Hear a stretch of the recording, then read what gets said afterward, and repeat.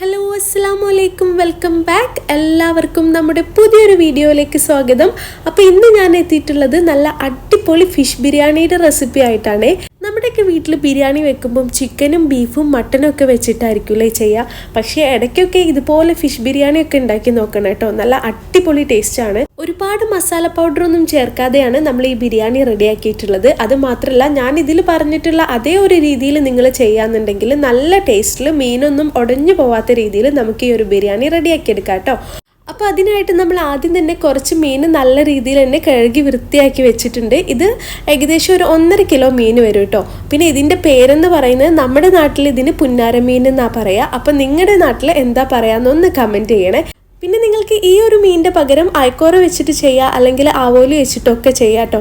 ഇനി നമ്മൾ ഇതിനോട്ട് മാരിനേറ്റ് ചെയ്യാനായിട്ട് ഒരു സിമ്പിൾ മസാല റെഡിയാക്കി എടുക്കുന്നുണ്ട്. അതിനായിട്ട് കുറച്ച് ഉപ്പ് ചേർത്ത് കൊടുക്കുന്നുണ്ട്. അതുപോലെ കുറച്ച് മഞ്ഞൾപ്പൊടിയും 1 ടീസ്പൂൺ പച്ചമുളക് ചതച്ചതും 1 ടീസ്പൂൺ ഇഞ്ചി വെളുത്തുള്ളി ചതച്ചതും കുറച്ച് വെള്ളവും ചേർത്തിട്ട് ഒന്ന് മിക്സ് ചെയ്തെടുക്കുന്നുണ്ട് കേട്ടോ. ഇനി ഇഞ്ചി വെളുത്തുള്ളി പേസ്റ്റ് ആണെങ്കിലും കുഴപ്പമില്ല. ഇനി നമ്മൾ നേരത്തെ മാറ്റി വെച്ചിട്ടുള്ള ആ ഒരു മീൻ ഇതിലോട്ട് ഇട്ട് കൊടുക്കുക. എന്നിട്ട് നല്ല രീതിയിൽ തന്നെ ഒന്ന് മിക്സ് ചെയ്ത് കൊടുക്കുക കേട്ടോ. അപ്പോൾ നമ്മുടെ ഈ ഒരു മീനിൻ്റെ എല്ലാ ഭാഗത്തും ഈ ഒരു മസാല എത്തുന്ന രീതിയിൽ മിക്സ് ചെയ്ത് കൊടുക്കുക. പിന്നെ ഞാനിതിൽ മുളക് പൊടിയോ മല്ലിപ്പൊടിയോ ഒന്നും തന്നെ ചേർത്തിട്ടില്ല കേട്ടോ. അപ്പോൾ നമ്മൾ വളരെ സിമ്പിളായിട്ടുള്ള ഒരു മസാലയാണ് റെഡിയാക്കിയെടുക്കുന്നത്. അതെന്താണെന്ന് വെച്ചാൽ നമ്മളിതിൽ ഒരുപാട് മസാല പൗഡറൊക്കെ ചേർക്കുന്ന സമയത്ത് ആ മീനിൻ്റെ ടേസ്റ്റേ അങ്ങ് മാറിപ്പോട്ടോ. അപ്പോൾ ഒരുപാട് സ്പൈസസ് ഒക്കെ ചേർക്കുമ്പോൾ മീനിൻ്റെതായിട്ടുള്ളൊരു ടേസ്റ്റ് ഉണ്ടാവും. അപ്പോൾ ആ ഒരു ടേസ്റ്റ് നമുക്ക് കിട്ടില്ല. അതുകൊണ്ടാണ് ഇങ്ങനെ സിമ്പിൾ മസാല റെഡിയാക്കി എടുക്കുന്നത്. ഇനി നമുക്കിതൊരു 5 മിനിറ്റ് റെസ്റ്റ് ചെയ്യാൻ വേണ്ടി വെക്കാം കേട്ടോ. അപ്പോൾ ആ ഒരു ടൈം കൊണ്ട് ഞാൻ ഇനി ബിരിയാണിക്കുള്ള വെജിറ്റബിൾസൊക്കെ കാണിച്ചു തരാം. അപ്പോൾ 2 ചിറ്റ് വെളുത്തുള്ളി തൊലിയൊക്കെ കളഞ്ഞിട്ട് എടുത്ത് വെച്ചിട്ടുണ്ട്. അതുപോലെ ഒരു കഷ്ണം ഇഞ്ചി എടുത്ത് വെച്ചിട്ടുണ്ട്. പിന്നെ കുറച്ച് പച്ചമുളക് എടുത്തിട്ടുണ്ട്. ഇത് അത്യാവശ്യം എരിവുള്ളതുകൊണ്ടാണ് കേട്ടോ ഞാൻ ഇത്രയും എടുത്തിട്ടുള്ളത്. അടുത്തതായിട്ട് നമ്മൾ കുറച്ച് മല്ലിയില എടുത്തിട്ടുണ്ട്. പിന്നെ ഈ ഒരു മല്ലിയിലേൻ്റെ കൂടെ നിങ്ങൾക്ക് വേണമെങ്കിൽ കുറച്ച് പുതിനയിലും വേണം എടുക്കാം കേട്ടോ. അപ്പോൾ ഞാൻ പുതിനയില ചേർക്കുന്നില്ല, മല്ലിയില മാത്രമേ എടുത്തിട്ടുള്ളൂ. പിന്നെ കുറച്ച് സവാള എടുക്കുന്നുണ്ട്. ഇത് നമ്മൾ 2 പാത്രത്തിലായിട്ട് വേർതിരിച്ച് വെച്ചത് എന്താണെന്ന് വെച്ചാൽ, ഒന്ന് നമുക്ക് ബിരിയാണിക്ക് ഫ്രൈ ചെയ്തെടുക്കാനുള്ളതാണ്. പിന്നെ മറ്റേതെന്ന് പറയുന്നത് നമുക്ക് ബിരിയാണിയുടെ മസാലയിലേക്ക് വേണ്ടിയിട്ടാണ് കേട്ടോ. അതുകൊണ്ടാണ് ഇങ്ങനെ 2 പാത്രത്തിലായിട്ട് വേർതിരിച്ച് വെച്ചിട്ടുള്ളത്. പിന്നെ കുറച്ച് തക്കാളി എടുത്തിട്ടുണ്ട്. അപ്പോൾ ഇതെല്ലാം കൂടെ ഇനി നമുക്ക് കട്ട് ചെയ്തെടുക്കാം. ഇത് മൊത്തം കട്ട് ചെയ്തെടുക്കണ്ട, നമുക്കിതിൽ ചതച്ചെടുക്കാനുള്ളതുണ്ട് കേട്ടോ. അപ്പോൾ ഇത് വെജിറ്റബിൾസൊക്കെ റെഡിയാക്കി വെച്ചിട്ടുണ്ട്. പച്ചമുളക് ചതച്ചിട്ടുണ്ട്, അതുപോലെ ഇഞ്ചി വെളുത്തുള്ളിയൊക്കെ ചതച്ചെടുത്തിട്ടുണ്ട്. പിന്നെ നമ്മൾ നേരത്തെ കാണിച്ചിട്ടുള്ള മല്ലിയില 1 ടീസ്പൂൺ വെള്ളം ചേർത്തിട്ട് പേസ്റ്റ് രൂപത്തിൽ അരച്ചെടുത്തിട്ടുണ്ട് കേട്ടോ. അപ്പോൾ നിങ്ങൾ പച്ചമുളകൊക്കെ പേസ്റ്റ് ആക്കാണ്ട് ഇതുപോലെ ചതച്ചെടുക്കണം. തക്കാളി ഇതുപോലെ ചെറുതായി കട്ട് ചെയ്തെടുക്കുക. സവാള നൈസായിട്ട് കട്ട് ചെയ്തിട്ടുണ്ട് കേട്ടോ. ഇത് ഫ്രൈ ചെയ്തെടുക്കാൻ വേണ്ടിയിട്ടാണ്. മസാലയ്ക്കുള്ള സവാള ഇതുപോലെ മിക്സിയിലിട്ട് ഒന്ന് ചതച്ചെടുത്താൽ മതി കേട്ടോ. നല്ലൊരു ടേസ്റ്റ് ആയിരിക്കും ബിരിയാണിക്ക് ഉണ്ടാവുക. അപ്പോൾ ഈ ഒരു ബിരിയാണി ഉണ്ടാക്കുമ്പം ആദ്യം തന്നെ നമുക്ക് സവാള ഒന്ന് ഫ്രൈ ചെയ്തെടുക്കണം. അതിനായിട്ട് ഒരു പാനിലോട്ട് കുറച്ച് വെളിച്ചെണ്ണ ചേർത്ത് കൊടുക്കുന്നുണ്ട്. അതുപോലെ ഒരു 3 ടീസ്പൂൺ നല്ല നെയ്യും കൂടെ ചേർത്ത് കൊടുക്കുന്നുണ്ട് കേട്ടോ. പിന്നെ ഈ ഒരു ബിരിയാണീൻ്റെ പ്രത്യേകത എന്താണെന്ന് വെച്ചാൽ, നമ്മൾ മസാല റെഡിയാക്കുന്നതും സവാള ഫ്രൈ ചെയ്യുന്നതും ഒക്കെ വെളിച്ചെണ്ണയിലാണ്. ഇപ്പോൾ പലർക്കും ഡൗട്ട് ഉണ്ടാവും, വെളിച്ചെണ്ണ ചേർത്ത് കഴിഞ്ഞാൽ പിന്നെ ടേസ്റ്റിലൊക്കെ വ്യത്യാസം ഉണ്ടാവില്ലേന്ന്.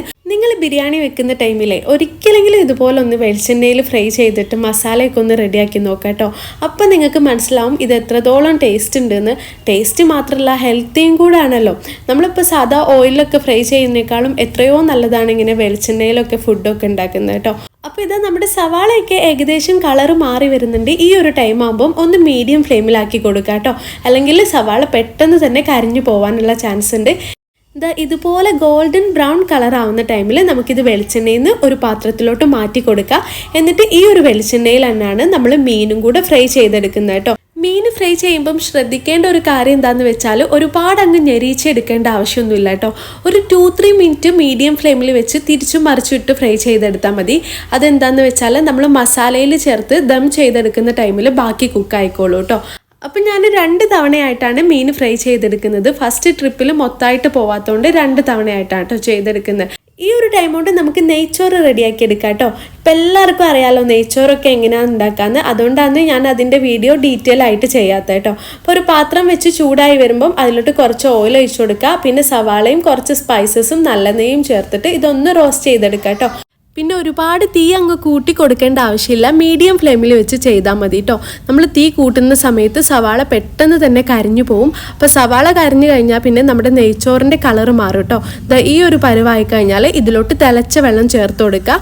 ഞാനിതിൽ 8 ഗ്ലാസ് വെള്ളമാണ് ചേർത്തിട്ടുള്ളത്. 4 ഗ്ലാസ് അരിക്ക് 8 ഗ്ലാസ് വെള്ളം എന്നൊരു രീതിയിലാണ് കേട്ടോ എടുത്തിട്ടുള്ളത്. അപ്പോൾ നിങ്ങൾ നെയ്ച്ചോറ് വെക്കുന്ന സമയത്ത് എത്രയാണോ അരി എടുക്കുന്നത് അതിൻ്റെ ഡബിൾ വെള്ളം എടുക്കാൻ വേണ്ടി നോക്കണേ.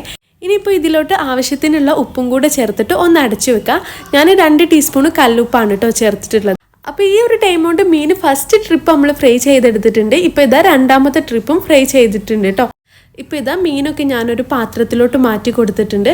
പിന്നെ ഈ ഒരു വെളിച്ചെണ്ണയിലാണ് മസാല റെഡിയാക്കി എടുക്കേണ്ടത്. അപ്പോൾ നിങ്ങൾ ഏത് പാത്രത്തിലാണ് ദം ചെയ്തെടുക്കുന്നത് ആ ഒരു പാത്രം അടുപ്പിലോട്ട് വെക്കാം. ഇനി ഈ പാത്രം നല്ലോണം ഒന്ന് ചൂടായിക്കോട്ടെ. ആ ഒരു ടൈം കൊണ്ട് നമുക്ക് നെയ്ച്ചോറ് റെഡിയാക്കി എടുക്കാം കേട്ടോ. ഇപ്പോൾ വെള്ളമൊക്കെ നന്നായിട്ട് തിളച്ച് വന്നിട്ടുണ്ട്. ഇനി ഇതിലോട്ട് കഴുകി വെച്ചിട്ടുള്ള അരിയും കൂടെ ചേർത്ത് കൊടുക്കുക. ഞാൻ എടുത്തിട്ടുള്ളത് റോസ് കൈമയാണ്. ഈ ഒരു അരിക്ക് പ്രത്യേക സ്മെല്ലാണ് കേട്ടോ, നല്ലൊരു ബിരിയാണിയുടെ സ്മെല്ലാണ് ഉണ്ടാവുക. പിന്നെ നിങ്ങൾ റോസ് കൈമ കിട്ടിയില്ലെങ്കിൽ കൈമ റൈസ് വെച്ചിട്ടോ കോല റൈസ് വെച്ചിട്ടോ ജോക്കർ വെച്ചിട്ടോ ഒക്കെ ചെയ്യാം കേട്ടോ. അരി ചേർത്ത് കഴിഞ്ഞ് നല്ലോണം ഒന്ന് മിക്സ് ചെയ്തിട്ട് അടച്ചു വെച്ചിട്ട് ഹൈ ഫ്ലെയിമിൽ ഇതൊന്ന് നമുക്ക് തിളപ്പിച്ചെടുക്കാം കേട്ടോ. അപ്പോൾ ഈ ഒരു ടൈം കൊണ്ട് തന്നെ നമ്മുടെ പാത്രമൊക്കെ നല്ലോണം ചൂടായി വന്നിട്ടുണ്ട്. ഇനി നമ്മൾ നേരത്തെ ഫ്രൈ ചെയ്തിട്ടുള്ള ആ ഒരു വെളിച്ചെണ്ണ ഈ പാത്രത്തിലോട്ട് ഒഴിച്ചു കൊടുക്കുക. പിന്നെ എക്സ്ട്രാ 3 ടേബിൾ സ്പൂണും കൂടെ ഞാൻ ചേർത്ത് കൊടുക്കുന്നുണ്ട് കേട്ടോ. വെളിച്ചെണ്ണ കുറവായ കാരണമാണ് 3 ടേബിൾ സ്പൂണും കൂടെ ചേർത്ത് കൊടുക്കുന്നത്. വെളിച്ചെണ്ണ ഒന്ന് ചൂടായി വരുമ്പോൾ നമ്മൾ നേരത്തെ മാറ്റി വെച്ചിട്ടുള്ള സവാളയും കൂടെ ചേർത്ത് നല്ലോണം ഒന്ന് മിക്സ് ചെയ്ത് കൊടുക്കുക. മിക്സ് ചെയ്ത ശേഷം അടച്ചു വെച്ച് മീഡിയം ഫ്ലെയിമിൽ വെച്ച് ഇതൊന്ന് നമുക്ക് വഴറ്റി കൊടുക്കാം കേട്ടോ. 3-4 മിനിറ്റ് കൊണ്ട് തന്നെ സവാള നല്ല രീതിയിൽ വഴന്ന് കിട്ടും. കാരണം എന്താണെന്ന് വെച്ചാൽ നമ്മൾ മിക്സിയിലിട്ട് ചതച്ചെടുത്തല്ലോ. അപ്പോൾ അതുകൊണ്ട് അത്ര ടൈം സാധാരണ നമ്മൾ കട്ട് ചെയ്ത് സവാള വഴറ്റുന്ന ആ ഒരു ടൈമൊന്നും വേണ്ട കേട്ടോ. പെട്ടെന്ന് നമുക്ക് റെഡിയായി കിട്ടും. സവാള ഒന്ന് വഴന്ന് കഴിഞ്ഞാൽ നമ്മൾ മാറ്റി വെച്ചിട്ടുള്ള പച്ചമുളകും ഇഞ്ചി വെളുത്തുള്ളി ചതച്ചതും ചേർത്ത് ഒന്ന് മിക്സ് ചെയ്ത് കൊടുക്കുക.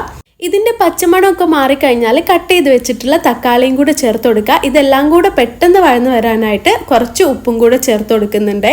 ഞാൻ എടുത്തിട്ടുള്ളത് കല്ലുപ്പാണ്. ഇനി നിങ്ങളുടെ കയ്യിൽ കല്ലുപ്പില്ലെങ്കിൽ പൊടിയുപ്പായാലും കുഴപ്പമൊന്നുമില്ല. പിന്നെ കല്ലുപ്പൊക്കെ ആകുമ്പം പ്രത്യേക ഒരു ടേസ്റ്റ് ആയിരിക്കും കേട്ടോ ഉണ്ടാവുക. ഉപ്പും കൂടെ ചേർത്ത് നല്ലോണം ഒന്ന് മിക്സ് ചെയ്ത ശേഷം നമുക്കിതൊന്ന് അടച്ചു വെക്കാം. ഈ പച്ചമുളകും ഇഞ്ചിയും വെളുത്തുള്ളിയും തക്കാളിയും എല്ലാം കൂടെ അങ്ങ് സെറ്റ് ആവുന്ന വരെ നമുക്കിത് അടച്ചു വെക്കാം കേട്ടോ. ഒരു 3 മിനിറ്റ് കൊണ്ട് തന്നെ നല്ല രീതിയിൽ ഇതൊക്കെ സെറ്റായി വന്നിട്ടുണ്ടാവും. ഇനി ഇതൊന്ന് മിക്സ് ചെയ്ത് കൊടുക്കുക. എന്നിട്ട് ലോ ഫ്ലെയിമിലാക്കി അടച്ചു വെക്കുക. ഈ ഒരു ടൈം കൊണ്ട് നെയ്ച്ചോറ് എന്തായെന്ന് നോക്കാം കേട്ടോ. അപ്പോൾ ഇത് നെയ്ച്ചോറൊക്കെ നല്ലോണം അങ്ങ് സെറ്റായി വന്നിട്ടുണ്ട്. ഈ ഒരു ടൈമിൽ നമുക്ക് ലോ ഫ്ലെയിമിലാക്കി കൊടുക്കാം.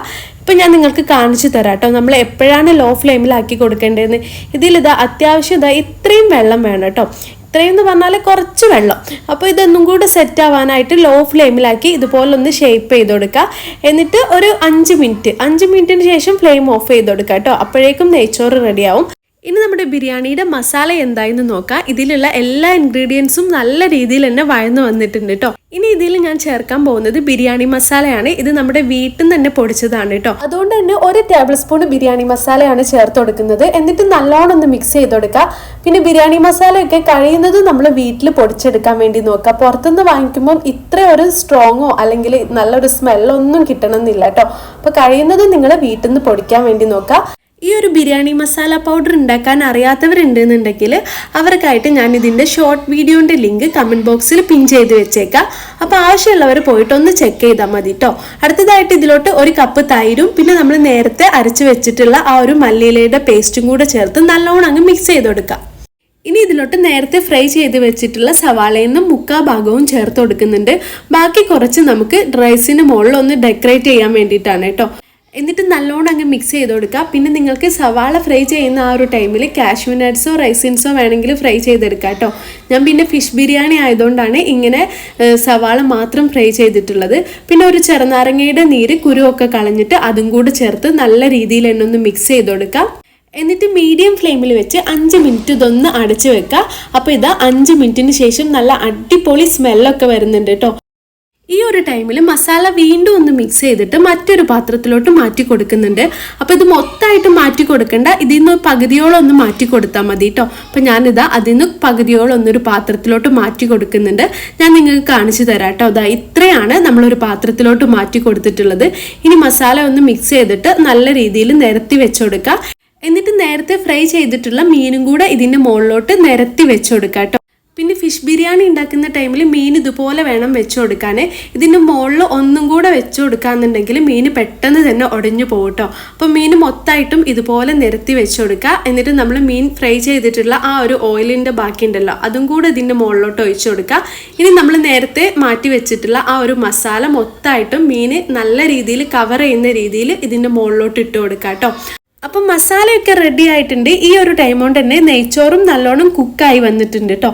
ഇനി അടുത്ത പരിപാടി എന്താന്ന് വെച്ചാൽ നമ്മുടെ ഈ ബിരിയാണി ദം ചെയ്തെടുക്കലാണ് കേട്ടോ. പിന്നെ നെയ്ച്ചോറ് എടുക്കുന്ന സമയത്ത് മിക്സ് ചെയ്യേണ്ട ആവശ്യമൊന്നുമില്ല. അതിൻ്റെ മുകൾ ഭാഗത്തുനിന്ന് എടുത്തിട്ട് ഈ ഒരു മസാലയുടെ മുകളിലോട്ട് ഇട്ട് കൊടുത്താൽ മതി. ഞാനിവിടെ പകുതിയോളം നെയ്ച്ചോറ് മസാലയുടെ മുകളിലോട്ട് ഇട്ട് കൊടുക്കുന്നുണ്ട്. എന്നിട്ട് ഇതിലോട്ട് കുറച്ച് RKG ചേർത്ത് കൊടുക്കുന്നുണ്ട്. 2 ടീസ്പൂൺ RKGയും കൂടെ ചേർത്ത് കൊടുക്കുക. ഇനി ഇതിൻ്റെ മുകളിലോട്ട് നമ്മൾ നേരത്തെ ഫ്രൈ ചെയ്ത് വെച്ചിട്ടുള്ള സവാളയിൽ നിന്ന് കുറച്ച് ചേർത്ത് കൊടുക്കുന്നുണ്ട്. പിന്നെ ബാക്കി വരുന്ന ആ ഒരു നെയ്ച്ചോറും കൂടെ ഇട്ട് കൊടുക്കുന്നുണ്ട് കേട്ടോ. അങ്ങനെ നമ്മൾ 2 ലെയറായിട്ടാണ് ഇത് സെറ്റ് ചെയ്തിട്ടുള്ളത്. ഇനി ഇതിൻ്റെ ടോപ്പ് ഒന്ന് ലെവൽ ചെയ്ത ശേഷം ഇതിൻ്റെ മുകളിലോട്ട് ഫ്രൈ ചെയ്ത് വെച്ചിട്ടുള്ള ആ ഒരു സവാളയും പിന്നെ അതുപോലെ തന്നെ കുറച്ച് നല്ല നെയ്യ് ചേർത്ത് കൊടുക്കുക.